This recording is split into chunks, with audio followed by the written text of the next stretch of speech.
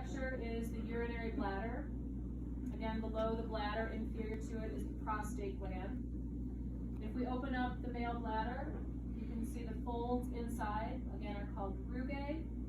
If I tilt it, you can see that smooth triangular area, that's called the trigone. For the male urethra, there are 3 parts, and we haven't talked about them yet. I'm going to cover them in the reproductive lecture, so don't scribble or write these down fast because we'll cover them in more detail later.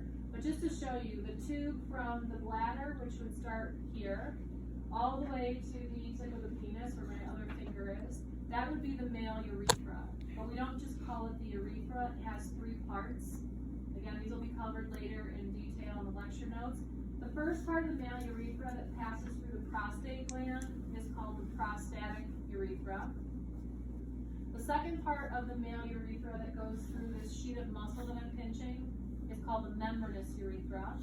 And then the rest of the urethra that passes through the erectile tissue of the penis, which you can see here, the last part of, that is called the penile urethra or the spongy urethra.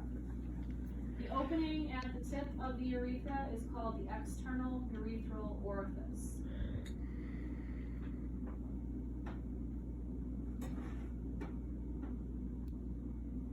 The final model is the female pelvis.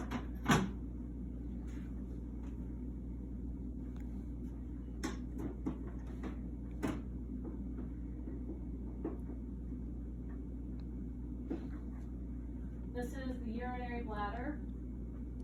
Just for reference, we'll get to these later. Here's the vagina behind it or posterior to it. Here's the uterus resting on top of it or superior to it.